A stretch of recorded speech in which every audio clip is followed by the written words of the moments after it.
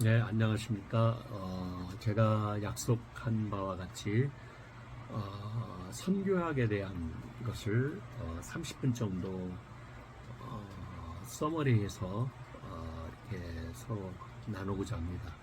이 책이 상당히 저한테는 유익한 책으로 기억이 남고 책을 읽어보니까 너무 좋은 책이다 라는 생각이 들었기 때문에 여러분들과 함께 이 선교학, 전호진 박사님의 선교학이라는 책을 읽었던 부분을 엑기스로 서머리해서 간단하게 정리해서 제가 여러분과 함께 나누고자 합니다. 잠깐 저자 소개를 제가 좀 하겠습니다. 저자는 전호진 박사님은 고려신학교 대학교 졸업을 했고요. 미국 웨스트민스터 신학교 졸업하셨고, 풀러 신학교 선교대학원 졸업, 성각 박사를 학위를 따셨고, 영국의 웨일즈 대학교, 웨일즈 복음주의 신학대학원에서 신학박사하고, 그 다음에 피어선 신학교 학장 역임했고, 한국 복음주의 선교학회 총무회장 역임했고, 복음주의 신학회 총무회장을 역임을 했습니다. 아시아연합신학대학원 교수로, 대학원장으로 교수를 하셨고요.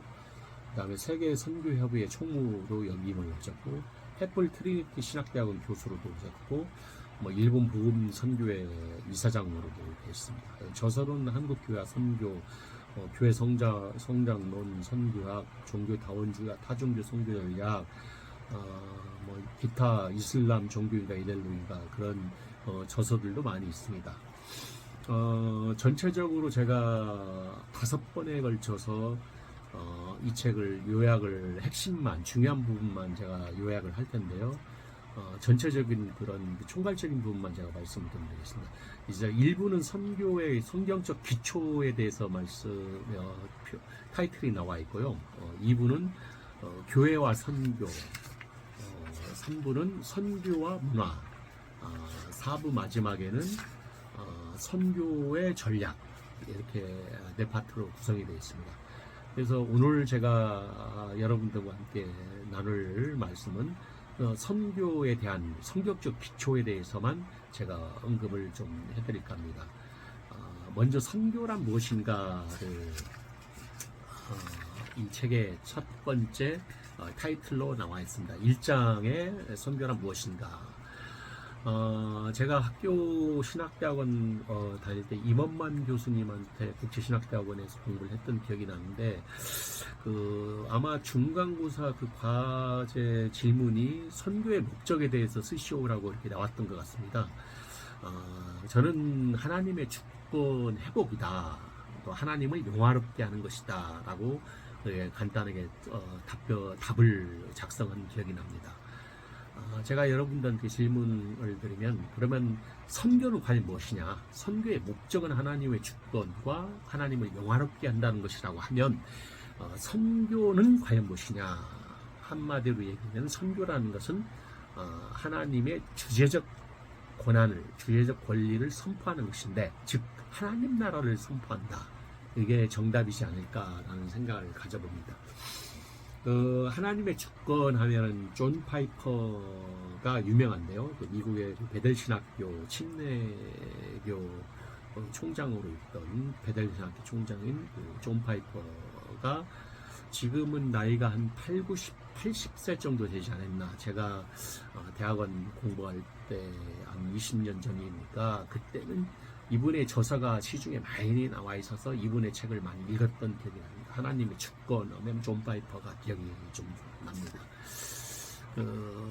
선교란 무엇인가에 앞서서 선교는 어떤 식으로서 우리가 나눠진가라고 했을 때, 복음주의 선교는 과연 교회, 오직 교회를 통하여 교회를 도구 삼아, 교회를 통하여 하나님의 세상 밖으로 선교를 한다라고 정의할 수 있고요. 그 에큐메니칼적인, 즉 WCC나 자유주의적인 관점에서의 선교는 바로 파라처치, 즉 병원이나 학교, 그런 어떤 파라처치적인 것을 통하여 선교를 한다라는 차이점이 있습니다. 이게 결국 종교다원주의적인 선교의 성격이, 에큐메니칼적인 선교 방식은 파라처치를 통하여, 그걸 도구 삼아서 학교나 병원을 통하여 선교를 한다. 두 가지 다 장점과 단점이 있습니다. 저는 경우에 따라서는 파라처치 선교도 가능하다. 또 오직 또 교회를 통해 교회가 중심으로 해서 하나님의 복음과 하나님 나라가 선포되고 선교가 돼야 한다는 걸 저는 그 두 가지 해석을 다 갖고 있습니다. 그래서 제가 지금 에큐메니칼 운동의 선교의 개념을 잠깐 말씀을 드렸고요.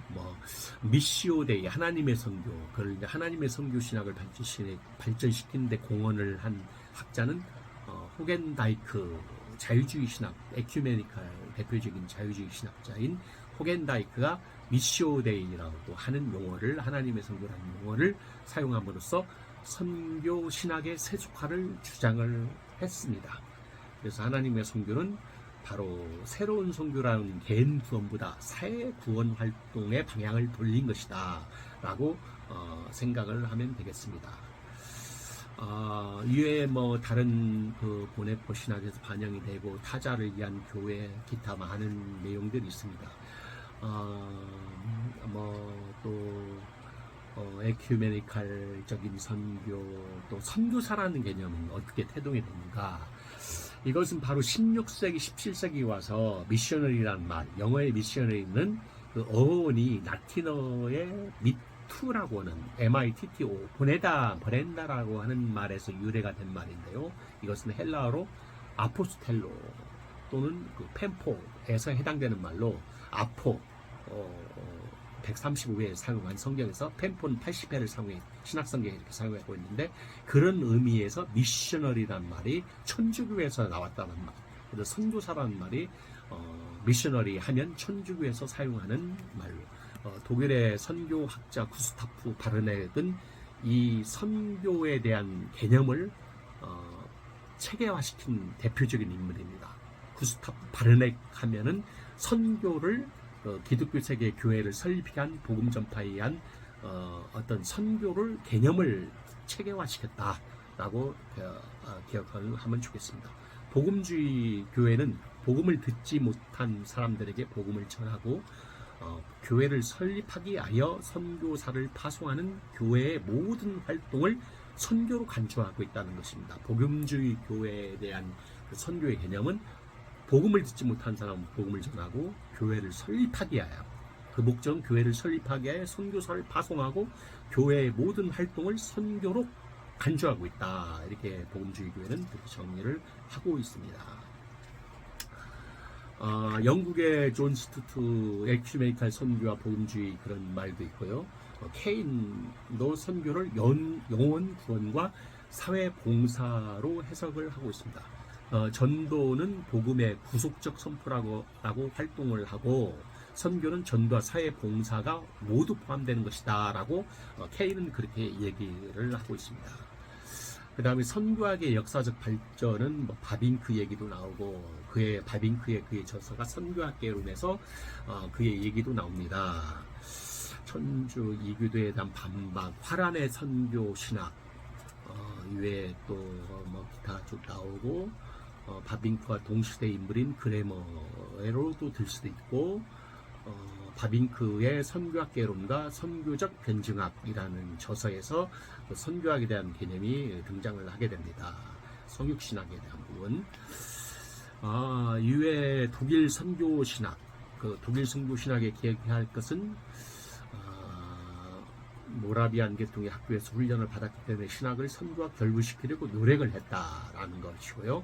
독일에서 선교학 이론을 체계화시킨 것은 구스타프 바르넥입니다. 아까 말씀드린 그 구스타프 바르넥이라는 사람이 복음주의 선교학, 개신교 선교 역사라는 그의 저서, 대표적인 저서를 통해서 선교학이라는 그 내용을 체계화시켰다. 바르넥이라는 사람 좀 기억을 해놓으시면 좋겠습니다. 교회가 세상을 구원하시는 하나님의 사명에 참여한다는 것, 이 점에서 하르덴 수다인은 하나님의 선교란 용어를 만든 장본인이다. 하르덴 수다인이라는 사람이, 독일의 그 신학자인 하르덴 수다인이라는 사람이 하나님의 선교, 미시오데이라고 용어를 만든 최초의 장본인입니다 라고 기억을 해놓으시면 되겠습니다. 세계 선교의 의미. 하나 영국의 선교신학은 알렌, 유명한 선교회 출신으로 중국 선교사가 20세기에 들은 알렌, 그 다음에 여기서 기억을 해야 할 것은 미국의 개혁파 교회의 선교학자 보어를 기억해야 하는데, 하리 보어라는 사람, 하리 보어와 풀러 신학교에서의 메가브란에게 큰 영향을 줬다. 이런 사람들, 그 다음에 존 베커란 선도와 하나님의 주권, 이벤젤리즘 앤드 서브리니티 오가, 개혁주의 선도의 전도와 봉사, 그런 개념들. 그 다음에 미국의 해외 선교회에서 16세기, 미국은 16세기 초부터 선교에 대한 신학이 발전이 되기 시작했습니다. 16세기부터 초엽부터 시작했는데 16세기 중엽까지만 해도 미국 교회에서는 체계적인 선교 이론이 없었습니다. 그러나 미국 해외 선교회에서 총무인 루퍼스 앤더슨이라는 사람이 자립, 자치, 자력, 전파의 자립 원리를 주장을 했다라는 것이죠. 네비우스와 맥을 갖춘 네비우스 선교 정책도 자립, 세 가지 자립, 그러니까 자립, 자치, 자력, 이 세 가지를 주장을 한 게 루퍼스 앤더슨이 그 말을 사용하기 시작했다라는 것이죠. 그 다음에 미국의 선교 신학의 대표적인 보험주의의 학자로서는 메가브라라는 사람입니다. 개종의 원리와 집단 개종의 원리, 피플 무브먼트, 동질 집단 이론, 호모제네스 유니티라는 교회 성장 이론을 발전시켰다는 것이죠. 하나님의 가교, 브릿지 목가, 교회 성장학, Understanding Church Cross, 많은 저서를 메가브렐은 저서를 썼습니다. 그 다음에 미국의 개혁주의 신학자인 웨스트민스터 신학교의 가나베 교수, 우리나라 총신에서 잘 알죠, 가나베 교수. 그린웨이 기독교 개혁파의 리더, 보어는 눈여겨볼 필요가 있습니다. 보어는 바로 오순절적인 어떤 그 선교에 대한 해석을 보어가 가장 개혁주의 신학자 중에 접근을 하지 않았나. 물론 사도행전에서 다시 보어를 언급하겠지만 하리 보어를 좀 기억을 해놓으면 좋겠습니다. 그래서 신학의 상황화, 컨텍스츄라이제이션을 주장하여 그의 전도론, 에벤젤리즘, 그의 저서 전도론에서 전도와 사회의 정의의 균형을 강조를 했다. 그 다음에 보어를 아까 말씀드린 대로 오순절과 선교, 펜테코스탈 앤드 미션스라는 그의 저서에서 선교의 원동력은 예수님의 선교의 명령, The Great Commission이 아니라 오순절의 성령이라고 강조를 했다는 것입니다. 예수님의 28장 마태복음 28장 19장에 나와 있는 그 예수님의 그 위대한 대명령, 더 그레이트 커미션이 아니라 오순절, 사도행전 초대교회에 나온 오순절의 성령이라는 점을 그 보어는 강조를 했다는 얘기입니다. 그래서 그는 교회는 메시지, 개신교가 강조하는 그 메시지와 제도, 로마 천주교회에서 강조하는 제도의 또 중요하지만 더 중요한 것은 바로 성령이 있어야 한다고 역설을 했다는 점입니다. 하리 보어는 바로 이 성령이 있어야 한다라고 역설을 했다는 점입니다.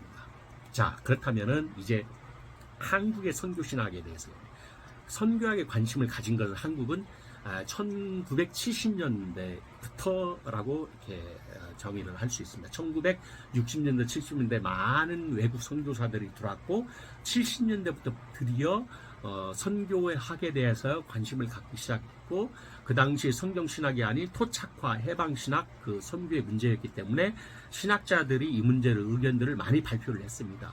토착화, 해방신학, 민중신학 이런 게 많이 70년대 풀러신학교와 교회 성장학이 또한 많이 들어와서 활동을 하게 됐습니다. 자, 그 다음에 하나님의 선교신학, 그 다음에 중요한 거 개혁주의에서 선교학의 교과서를 할 수 있는 바빙큐의 선교학 개론과 선교적 변증학 및 가나베 교수의 교회 성장신학 등을 이 당시에 번역하여 소개를 하기 시작한 게 한국의 70년대 그 선교학에 대한 소개가 이때 등장을 하게 된 것입니다.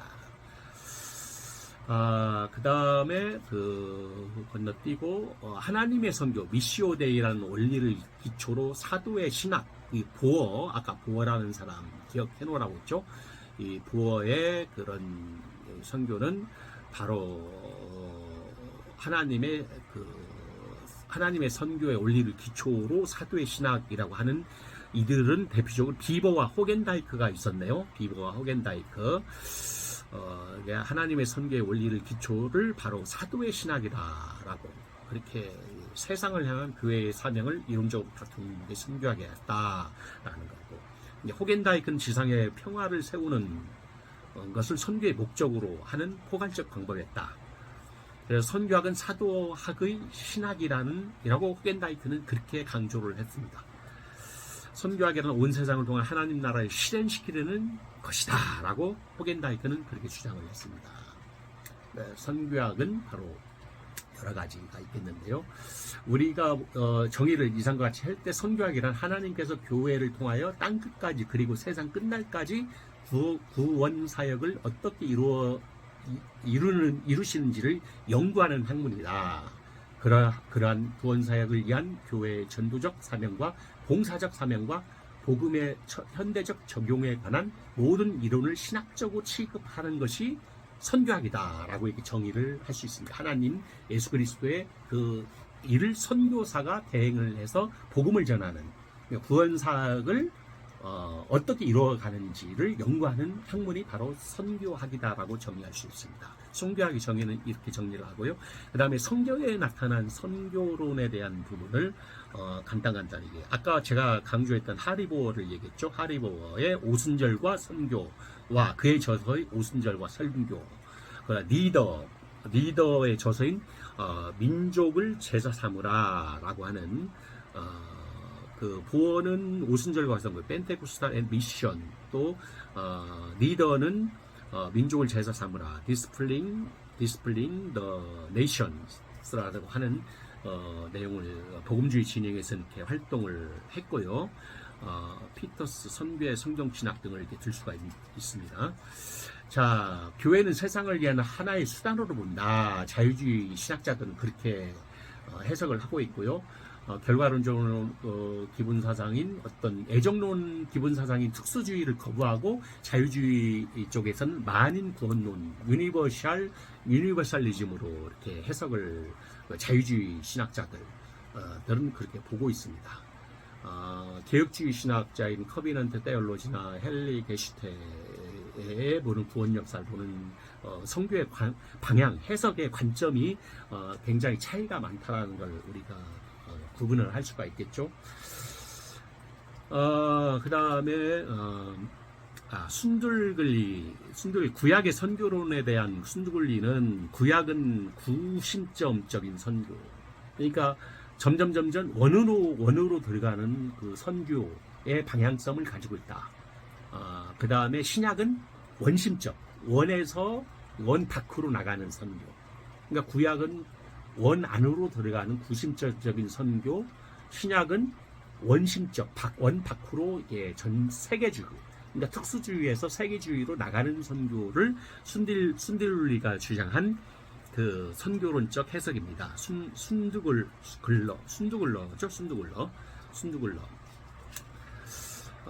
아까 말씀드린 바르넥은 일찍 구약의 성경은 특수주의보다 세속주의가 앞선다고 했다. 만민을 위한 하나님, 세계주의가 지배한다. 바르넥이 얘기했던 것은 그렇게 얘기를 했고요. 세계주의가 특수주의보다 더 앞선다라고 바르넥은 주장을 했어요. 자, 모세오경의 선교는 이방에 가서 복음을 전하라라고 하는 창세기에 나와 있는 아브라함의 그 내용을 우리가 살펴볼 수가 있죠. 창세기 11장의 세계주의에서 창세기 12장부터는 열국의 하나님인 12장 이전 그 열국의 하나님에서 창세기 12장부터의 너희가 아브라함을 통하여 이스라엘을 선택하시는 하나님, 즉 세계주의에서 특수주의로 전환이 된다는 것. 그러니까 세계주의에서 아까 제가 말씀드렸죠. 원심적이라는 것. 구약은 원심적인 선교 방향이 나타난다는 것. 근데 신약은 구약은 구심점이라는 것, 말 거꾸로 했습니다. 신약은 원심점, 원점에서 바깥으로 나가는 원심적이라는 것, 신약은. 그래서 마찬가지 창세기 12장은 바로 그 구심적으로 세계주의, 특수주의 세계주의로 나간다는 것. 모세, 출애굽에서 모세를 얘기할 수, 노을리라는 사람 모세를 우리가 아는 최초의 선교사라고 묘사를 했다라는 것입니다. 그래서 모세를 빼놓을 수가 없죠. 이외에 여러 가지 특수주의 용어라든가 이런 이방인에 대한 부분, 중단, 잡족, 출애굽에 모세의 처가 비디안 사람, 할례는 이방인에게 행했다라는 거, 이제 그런 여러 가지 부분도 다 선교에 대한 관점에서 해석을 할 수가 있습니다. 역사서의 선교도 마찬가지입니다. 룻과 같은 여자, 번역사, 이방인, 라합, 받은 인물, 또 사렙다 가부, 또 엘리야에서 수리아 장군 나만이라든가 이스라엘 계집종 얘기, 열왕기 하에 나와 있는 그런 게 바로 그 세계주의적인 관점에서 선교의 방향을 나타나고 있다. 자, 에스더 얘기도 하고, 또 열왕기상의 그 만민의 집, 이런 부분들, 또 시편의 선교는 시편에 나타난 중요 선교 사상은 메시아 사상이라는 것. 메시아 시편 67편은 구약의 주기도문이라고 하는 60시편 67편은 바로 시편의 선교 사상, 특히 현대 선교에서 주는 중요한 교훈을 주는데, 휴메니즘보다는 하나님의 영광을 우선임을 가르친다라는 것입니다. 시편은. 그래서 선교의 궁극적인 목적이 시편 67편 3절부터 5절까지에 나와 있는 주를 찬송하는 이 말씀의 개념은 하나님을 위한 것이고 사람을 위한 것이 아니라는 것입니다. 가르칩니다. 그 복음주의자들이 복음 전도를 강조하는 건 좋으나 하나님의 영광과 주권보다 우선할 정도로 휴머니즘적 구원론에 빠지면 안 된다는 것입니다. 하나님이 사람에게 찬송을 받지 못하시는 것을 온통하게 생각하는 것이 선교에 있어서 그 동기가 되어야 한다라고 그 박윤선 박사님의 성경 주석 시편에서는 그렇게 얘기하고 있습니다. 하나님이 사람에게 찬송을 받지 못하시는 것을 가장 원통하게 생각을 해야 한다는 것이 선교의 동기가 되어야 한다라고 박윤선 박사님의 주석은 그렇게 얘기를 하고 있습니다. 자, 이사야서 선교는 유명하지 않습니까? 이사야 선교 사상은 하나님은 만민의 하나님이시다. 그 다음에 민수기, 에레미야, 이사야, 구약 선교의 최고의 절정이라고 해도 과언이 아닌 이사야서의 선교 사상, 그 순두글러에 의한 구심적 선교 사상이 이사야서에 대표적으로 나타나 있다는 것이죠. 이사야서 66장 18절 이하부터는 이방 선교를 노골적으로 세계주의적인 복음의 세계주의적인 얘기가 특수주의에서 세계주의로 이렇게 원심적인 그 선교의 방향으로 나타나 있다. 세계의 절정이 닿고 있다. 선지서 선교 종말론 사건이다. 이 정도로 얘기를 하고요. 얘기할 얘기가 많은데, 요나서 선교는 여러분 니느웨 사건을 통해서 요나서의 그 특수주의를 넘어선 세계주의적인 선교로 지향하고 있다라는 것. 요나서의 사명은 상징적인 대표적인 의미 있는 사건이다 라고 할 수 있고, 그 다음에 중간시대 디아스포라 섭리적 준비, 디아스포라에 대한 부분, 이 부분은 개혁파 선교에서 디아스포라를 통하여 400년 동안의 중간시대를 통하여 많은 그 섭리적인 준비를 해왔다. 내가 나를 위하여 저를 이 땅에 심고 긍휼히 여김을 받지 못하였던 자를 긍휼히 여기며 내 백성이 아니었던 자에게 향하여 이르기를 너는 내 백성이다 하리니 저희는 이르기를 내 하나님이시라 하리라. 호세아 2장 23절 말씀이죠. 그렇게 하른하게 자유주의 선교 얘기도 있고 유대인의 선교도 있고 했는데 가끔 띄고요. 그 다음에 유대교는 선전 프로파간다에 있어서 선교는 없었고 프로파간다 선전만 있었다 하고도 무방하다 그런 얘기도 있고, 또 네이첸 박사도 이런 부분에서 얘기를 하고 있고요. 신약의 선교론, 사복음서 선교론. 자, 복음서에 나타난 선교론은 무엇이냐? 복음서에 나타난 선교는 마태복음 28장 19절 선교의 대사명, 더 그레이트 커미션에 대해 예수는 이러한 명령을 한 적이 전혀 없다라고 하느학 자유주의 신학자는 그렇게 얘기하는데 예수의 사상은 처음부터 세계주의였다. 였으나 그의 활동은 특수주의라는 견해에 의하면 일부 신학자의 견해는 예수는 세계 선교를 생각하였으며 가르쳤지만 그는 결국 유대 국경을 넘지 않았으며 이방인과 접촉도 없었다는 것이다. 이 견해의 대표자로 독일의 에레미아스와 블라우. 이 사상은 이방 선교를 예수의 생각 밖에 있었다고 하는학의 견해보다 나은 것이지만 그러나 성경적 타당성이 결핍되어 있다. 그러니까 맞지 않다. 예수의 그 사상 세계주의는 아니다. 예수님 자체가 마태복음 28장에 너희는 제자 삼아라, 가르쳐라, 또 교회를 세워라라고 하는 마태복음 28장 19절에 그 말씀은 하나님의 위대한 대명령, 그 명령에 의해서 했기 때문에 이미 세계주의가 표방되고 있는데 일부 신학자는 이런 그 제한적인 해석을 지금 하고 있는 것이죠. 그래서 말씀이 육신이 돼서 세계 선교와 관련되어 있다라고 예수님의 생애와 사상을 통하면 세계 선교와 관련이 되어 있다라고 우리는 분명히 말을 할 수가 있습니다. 요한복음에 나타나 있는 또 메시아의 의미한다든가 자기 백성을 죄에서 구원하시기 위해서 해방자로 오셨다든가 마태복음 1장 21절 또 그의 공생애가 세례 요한의 침례 요한의 침례를 받으심으로 그 공생애가 시작됐다라는 것. 침례는 그의 사생활과 공생애 간의 전환점으로 의미한다는 것. 그래서 새 생활로 들어가는 것을 의미하지 않고 새 시대로 돌입한다는 것을 의미한다는 것을 나타나고 있습니다. 예수는 침례를 통하여 왕이 아니라 종으로 하나님의 계명에 복종하는 모습을 보여줬으며 죄인들과 하나가 되셨고 계약을 어긴 이스라엘의 죄를 친히 담당하셨다라는 얘기죠. 십자가 부활이 기독교의 초석이 되고 뭐 이외에 많은 얘기, 예수의 두로와 시돈 얘기도 있고 또 수르보닉의 여인에 관한 얘기, 주님의 사랑, 예수님의 선교의 원심적이며 또 구원의 이스라엘에서 이방인으로 향한다는 상징이 수르보닉의 여인이 바로 나타난다는 것입니다. 마태복음 15장 21절에 나왔고 마가복음 7장 24절에 예수님의 선교는 바로 원심적이다. 이 수르보니의 여인에 관한 얘기를 우리가 보게 되면 바로 예수님은 원심적인 선교를 세계 이방인적인 선교를 이미 내포되고 있다. 예수는 두로와 시돈에 오히려 베세다보다 복음에 대해 더 수용적이었다는 것. 그래서 이방 땅 갈릴리를 무대 삼았다는 것이죠. 마태복음 4장 15절에 예수의 공생활은 거의 이방 땅 갈릴리에서 활동하셨다. 그 다음에 이스라엘의 잃어버린 어린 양이라는가 이런 부분들이 예수님의 예수 그리스도는 혈통주의, 인종주의적 회당 신학에 대해 아니오라고 하셨고 혈통주의와 인종주의적인 회당 신학에 대해서 아니오. 하나님의 백성이 무엇인지를 바로 아는 사상에 대해 예라 말씀하셨습니다.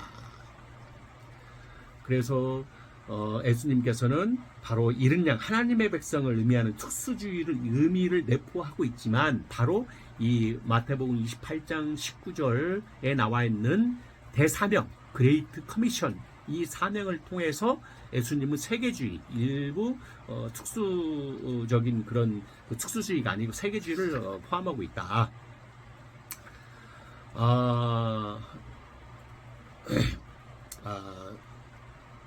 이외에 우리가 현대 지금 그 일부 로마 캐톨릭이나 오순절 현대 일부 신사도회 같은 경우는 사도직이 지금도 계속 등락을 주장을 하는데 우리는 주장을 하지 않습니다. 오순절 계통이 있지만 신사도교회 같은 그런 그 교회에서의 그 사도직은 예수시대 때 사도직, 속사도 또 12제자 사도가 있었지 지금과 같은 신사도는 있지 않는다. 예수님을 실절 아뢰려고 배우고 했던 사도가 존재할 뿐이지 지금 같은 사도의 속성으로서 신사도가 있지는 않는다라는 게 저희 쪽의 입장입니다. 오순절의 신사도교회 같은 경우는 지금도 사도가 있다라고 주장을 한 반면에 뭐 그런 내용들 그 다음에 아브라함 카이퍼 얘기 하나님의 주권 모든 종교는 하나님의 명령에 대한 복종이다. 메시지의 내용은 초청이 아니라 바로 명령이다. 선교는 뭐냐? 아브라함 카이퍼는 이건 바로 메시지의 내용은 초청이 아니라 명령이라는 것. 그래서 존 스토트도 1966 그 백림대에서 선교란 우리가 선택하거나 좋아하기 때문이 아니라 명령 때문이다라고 거기에 강조를 했습니다. 마태복음 28장 19절 나와 있는 제자를 삼는다는 것, 바로 제자를 삼으라는 건 너희는 가라, 너희는 세례를 줘라, 침례를 베풀어라, 그 다음에 가르쳐라, 그렇게 강조를 하고 있다는 것. 그 얘기는 바로 선교에 대한 특수한 명령이라는 거죠. 제자 삼아라, 예수님이 말씀하신 제자 삼아라는 건 바로 가라, 침례를 베풀어라, 가르쳐라. 그 얘기는 그 선교에 대한 대명령, 대헌장, 선교의 대헌장이다. 이것이 이제 마그나 카타 오브 미션, 하나님의 이 대명령이라는 것. 그 다음에 지금 아프리카 같은 경우는 이런 참 제자 만드는 것이 선교의 목적이다. 많이 예수의 참 제자가 없다. 많은 사람도 있지만 가르쳐서 사역할 수 있는 사람들이 없다. 그런 내용도 있고요. 사도행전에 나타난 교회 성장의 원인, 성령의 역사. 사도행전은 성경에서의 사도행전의 선교는 교회 성장의 원인은 바로 성령의 역사와 그 교회 원, 한 사람 한 사람들의 열렬한 전도 활동이 있었다. 두 가지가 있었다. 그 당시에는 문화적인 장벽이 없었고, 언어의 장벽이 없었고, 민족주의적인 장벽이 없었다.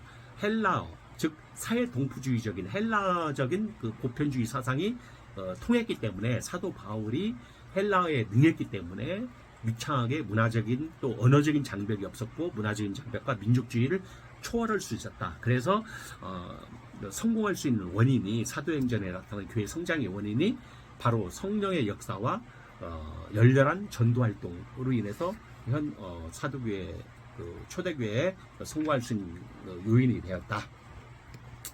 그 다음에 오순절의 성경과 직접 관계가 무시할 수 없사 오순절 성령 역사로 시작한다. 바로 초대교회, 사도교회는 이 보어가 얘기했던 이 보어는 굉장히 중요한 인물이라고 했습니다. 개혁파 초대교회 선교학자인 보어는 오순절과 선교에서 성령이 선교의 지적적인 다이나믹을 역설했다는 것, 성령의 역사하심으로 의한 선교했다는 것. 오순절에 나타난 성령은 선교의 영으로 제자들에게 애국어를 할 수 있는 일시적인 어떤 방언의 은사를 주셨으며 선교할 수 있는 용기를 주었다. 그러니까 초대교회는 이방 선교를 함에 있어서 성령의 특별한 지시를 받았다. 안디옥 교회 바울과 바나바 파송할 때도 그들의 임명과 안수는 성령이 명하신 것이다. 사도행전 13장 1절에 나와 있죠. 바울이 또 아시아에 먼저 선교를 하려고 할 때 유럽으로 향하도록 한 것도 성령의 지시다. 이 점에서 성령은 구약에서 예언되고 신약에서 예수의 명령하신 이방 선교를 실천에 옮기도록 한 선교의 집행자시다. 성령이 바로 성령님이 구약에서 예언되고 신약에서 예수의 명령하신 이방 선교를 실천에 옮기도록 한 집행자가, 선교의 집행자가 성령님이시다. 예, 좀 기억을 해놓을 필요가 있겠습니다. 인간은 자기 생명의 위협을 무릅쓰고라도 자기가 간직한 비밀을 다른 사람에게 전달하고자 하는 본능이 아니라, 자기가 전달하고자 하는 본능이 아니라 성령에 의한 것이라고 강조하였는데, 이것이 바로 올바른 지적이다. 자기의 비밀을 다른 사람에게 전달하고자 하는 본능의 개념을 더 초월해서 성령에 의한 것이라고 강조했다라는 것. 이것이 바로 구원의 그 성령 사역이다. 본능적 충동 이상을 건너뛴 성령이 한 사역이다라고 기억을 해놓으시면 좋으실 것 같습니다. 그러니까 명령과 약속, 개혁파 선교학자 얘기도 나오고요. 그다음 베드로의 신앙과 복종, 선물, 이런 얘기도 나오고, 선교는 복종의 신학이다. 그래서 우리가 사도행전 1장 8절에 보면은 바로 땅끝까지 전도를, 우리가 사도행전 1장 유명한 말씀 있죠. 너희는 가서 오직 성령이 너희에게 임하시면 너희가 권능을 받고 예루살렘과 온 유대와 사마리아와 땅끝까지 이르러 내 증인이 되리라 라고 1장 8절에 말씀하고, 이건 바로 그 선교에 대한 명령, 바로 명령, 이 보어가 이걸 강조를 하고 있습니다. 아리보가 바로 이 성령의 역할을 강조한 초대교회의 선교는 바로 이 대사명에 대한 복종이다 하는, 바로 보어의 선교에 대한 복종의 신학을 우리는 기억을 해야 됩니다. 이 사도행전 1장 8절은 구약에서도 이사야 49장 6절과 일치하다는 거. 이미 구약에서 애표적으로 모형적으로 또 구약에서 말씀을 하고 있죠. 나는 여호와의 보시기에 존귀한 자라. 나의 하나님이 나의 힘이 되셨도다. 다시 야곱을 자기에게로 돌아오게 하시며 이스라엘을 자기에게로 모이게 하시려고 나를 태에서 나옴으로부터 자기 종을 삼으신 자기 종을 삼으신 여호와께서 말씀하시니라. 모이게 하시려고, 이스라엘을 자기에게로 모이게 하시려고 나를 태에서 나옴으로부터 자기 종을 삼으신 여호와께서 말씀하십니다. 그래서 이미 이사야 49장 6절에서 사도행 1장 8장 일치한다는 것, 이렇게 말씀을 하고 있죠. 사도행전은 첫 이방인 개종자는 누구죠? 고넬로죠. 로마 장교인 고넬로는 하나님의 경외하는 자로서 하나님을 경외하는 고넬로 얘기가 나오죠. 그 다음에 이외에 다른 평신도에 관한 얘기도 나오고 선교 전략적인 얘기도 나옵니다. 알렌에 대한 선교 전략을 잠깐 또 소개를 좀 해드리겠습니다. 오늘 시간이 많이 없는데, 알렌은 그런 미리 계획은 없었으며 성령이 인도하신 대로 갔다. 그는 알려진 문을 찾았으며 신자들을 모으기에 가장 적당한 중심들이 택했으며 그리스도에게로 사람들을 회심시키는 것이 그의 분명한 목적이었다. 그는 미래의 회심을 위한 기초를 준비하는 것이 아니었다. 그는 신속히 자치, 자력의 전파하는 교회를 설립하였다. 자치, 자력 전파하는 교회를 설립하였다. 그는 외국 돈으로 일꾼을 고용하여 교회를 지으려 하지 않았다. 그는 다른 경제적으로 부유한 그런 나라의 돈으로 일꾼을 고용해서 교회를 지으려고 하지 않고 자치, 자력의 전파하는 교회를 설립했다. 알렌은 바울의 선교 전략을 그대로 인용을 하고 그대로 배워서 바울과 같은 성령이 한 선교이지만 분명한 전략이 있었다는 얘기죠. 알렌이 대표적인 사람이죠.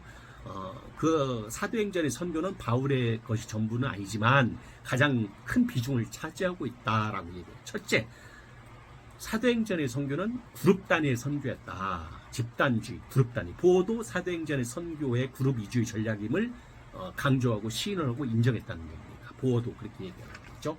그 다음에 동역의 원리, 팀워크를 강조했다. 집단의 선교를 했고 또 팀워크주의를 강조했다. 팀 선교. 세 번째는 선교와 문화의 문제를 이해 충돌 관계를 잘 해결을 했다. 선교와 문화가 충돌이 되지 않습니까? 선교지의 그 문화의 문제를 잘 해결했다. 그래서 사도행전은 그렇게 했다. 그다음 네 번째는 전략적 가치가 있는 곳에서 선교를 폈다. 인구가 밀집한 대도시를 택했다. 바울 서신서의 선교에서도 그런 게 많이 나와 있죠. 그래서 바로 바울의 선교는 집단에 의한 그룹 단위의 선교를 했고, 집단주의 선교, 그 다음에 동역의 원리, 팀워크 중심, 그 다음에 선교와 문화의 문제를 잘 해결했다. 그 다음에 전략적인 가치가 있는 곳에 선교를 했다. 그렇게 바울은 사도행전을 그렇게 얘기하고 있습니다. 소명.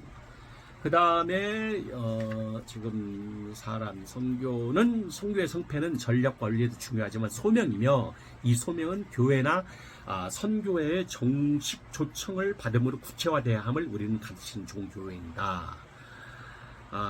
선교의 메시지는 바울은 궁극적 설득자는 성령과 말씀임을 확신하고 그리스도와 그의 십자가에 못 박히신 것 외에는 아무것도 알지 아니하기로 작정하였다는 거예요.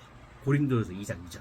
그러니까 오직 기독론적인 중심의 그 메시지를 전했다는 얘기예요. 선교에서는 어떤 기교나 방법이나 어떤 스케일에 의한 선교의 전략, 철학을 강조하다가 바울이 아덴 지역에서 실패를 했죠. 그와 마찬가지로 바울은 기독론적으로 이에 반해서 바울은 그걸 한번 경험하고 나서 이제는 하나님의 말씀, 성령과 말씀을 확신하고 그리스도와 그의 십자가에 못 박히신 것 외에는 아무것도 얘기하지 않았다.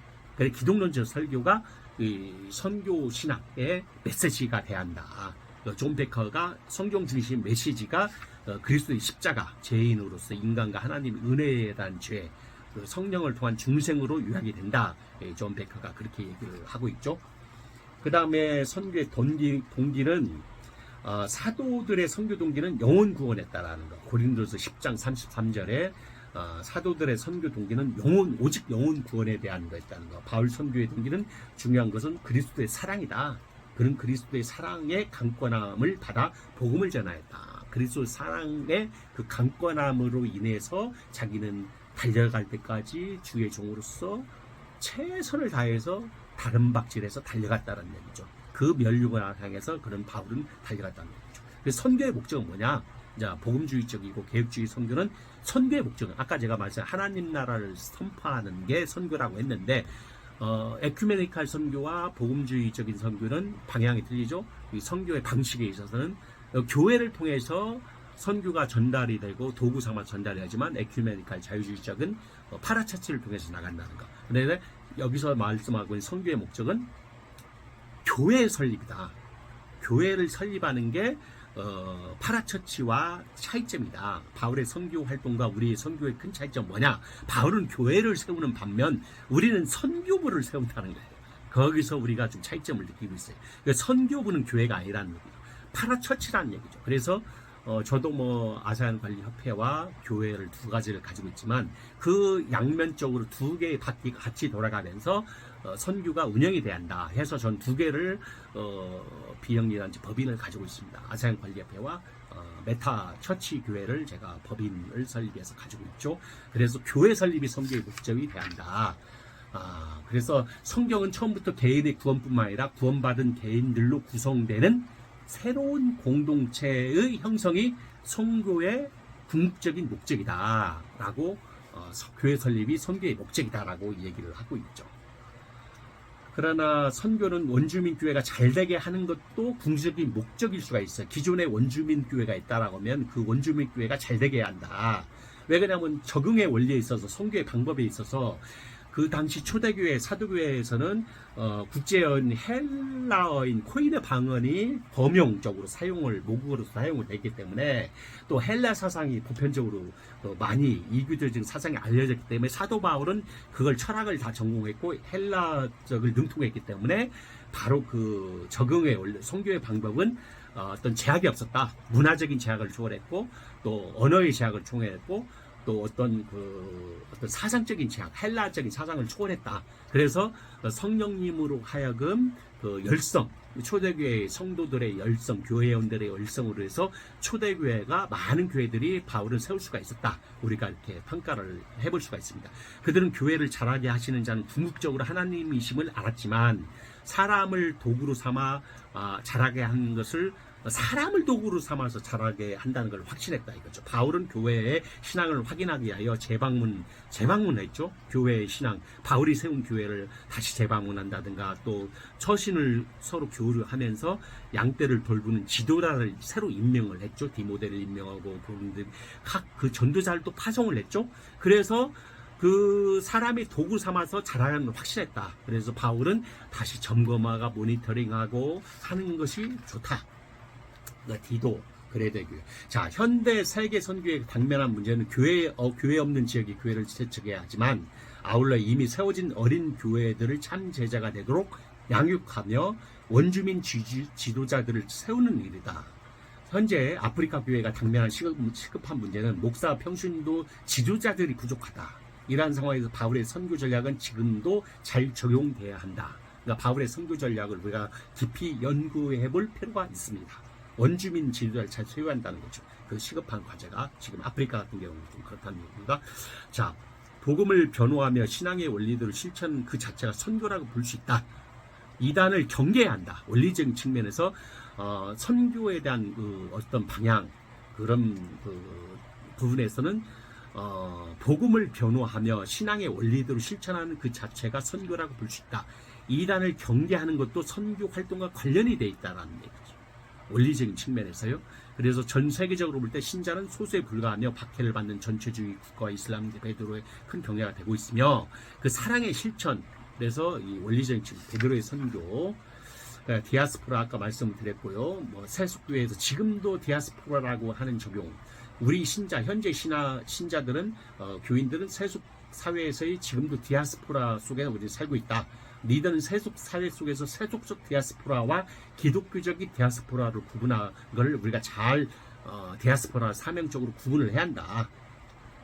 우리가 어떻게 파송이 되어 있고 이게 흩어져서 세상 속에서 들어와 있는지를 구분을 해야 한다. 그런 말. 또 베드로전서 2장 9절 왕 같은 제사장 너희는 거룩한 나라요 하나님의 소유다. 택하신 족속이요. 그 말씀에 의지해서 우리가 이런 어떤 덕을 세우고 하나님의 선교를 우리가 생각해야 한다. 그런 내용. 그 다음에 베드로는 겸손과 눈물로 우리의 신앙을 잘 설명하고 몸소 실천을 강조했다. 라는 부분. 종말론적인 설교도 나와서 요한서신 진리의 실천 많은 얘기가 나고 교회 안에 불신앙 같은 거.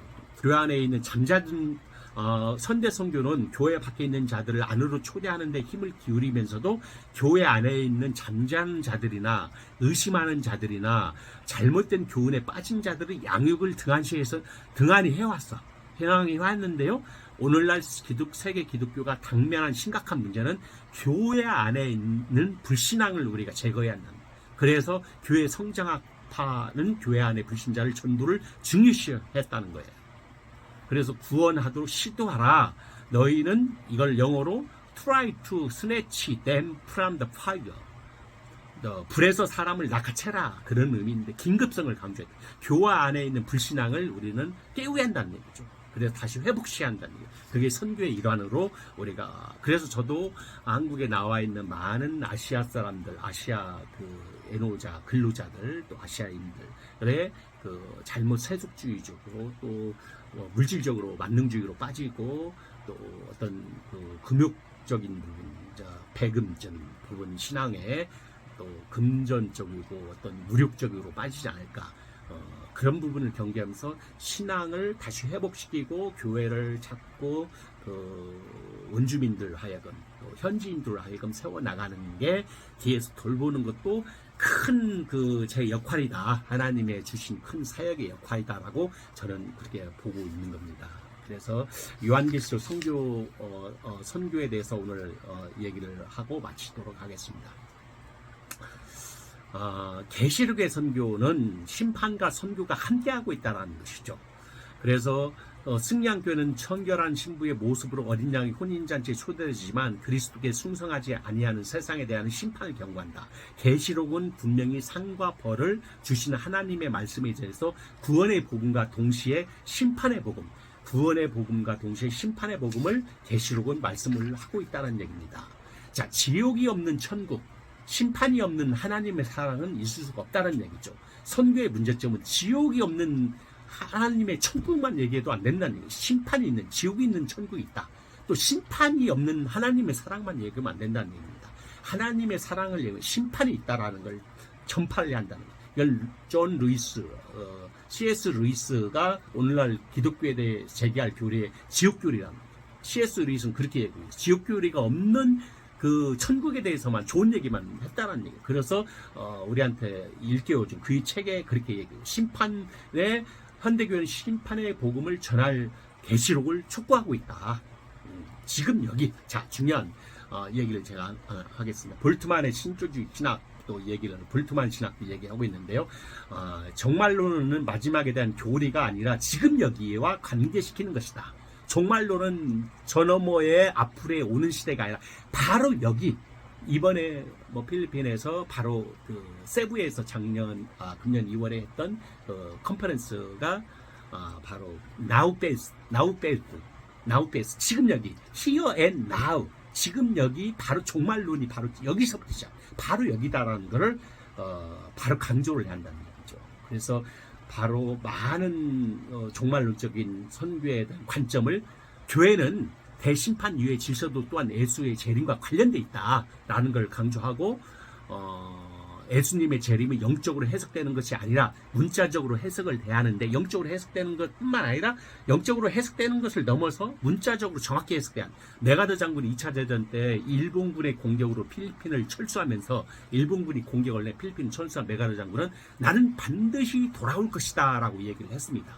필리핀에서 철수하면서 일본군이 2차 대전 때 들어오니까 나는 반드시 여러분의 나라를 돌아올 것이다. 이와 같이 예수님은 다시 오시리라고는 약속과 선교로 성경을 끈을 맺고 있다. 마라나타, 곧 오시옵소서, 어서 오시옵소서, 주 예수의 오시옵소서라고 성경을 끝을 맺는 게 이미 난 다시 오겠다라고 예수님은 이렇게 말씀하겠다. 교회는 이미와 아직이 아니다. 중간에서 교회는 선교적 사명을 완수해야 한다는 얘기입니다. 이미와 아직의 그 중간의 상태에서 선교 사명을. 그래, 이 재림사사는 선교를 말살하는 것이 아니라 오히려 자극시켰다. 사도 요한은 재림에 대한 확신 때문에 지금 오라, 지금 컴온 오라라고 사도 요한계시록의 저자인 사도 요한은 주 예수의 어서 오십시오라고 지금 오라라고 초대하고 있는 것입니다. 허드슨 테일러는 만약 주님이 곧 오신다면 이것이야말로 이대한 선교적 노력을 위한 실제적 동기가 아니겠습니까? 라고 얘기하고 있어요. 나의 선교를 자극시키는 것이 바로 이 재림 사상이다라고 저는 말씀하고 있습니다. 바로 허드슨 테일러가 얘기한 바와 같이 It is this Adventist short 재림이죠. It is this, 그것은 has stimulated my mission. It is this Adventist, 나의 선교를 자극시키는 것은 바로 이 재림 사상, 주 예수의 어서 오십시오라고 하는 이 선교적인 사상을 오늘 말씀을 제가 허드슨 테일러 말을 인용하면서 오늘 말씀을 일부 일을 정리를 하도록 하겠습니다. 오늘 뭐 서론을 얘기하다 보니까 좀 이해가 길었는데요. 다음번에는 교회와 선교에서 정확히 30분을 말씀을 같이 나누도록 하고, 교회와 선교, 선교와 에큐메니칼 운동, 선교사의 소명과 자격에 대해서 딱 30분 얘기하도록 하겠습니다. 좀 얘기가 길었는데요. 오늘 이렇게 정리를 하는 걸로 하겠습니다. 오늘 처음 하다 보니까 날씨도 무척 덥고, 지금 뭐 에어컨 이렇게 틀어놓고 하는데 너무 덥고, 그래서 상당히 목도 쉬고, 앉는 자세 허리도 아프고, 그래서 끝까지 경청해 주시면 감사합니다. 그리고 제 유튜버의 구독과 좋아요를 반드시 눌러주시기 바랍니다. 다음에 뵙겠습니다. See you later. 바이바이. 감사합니다.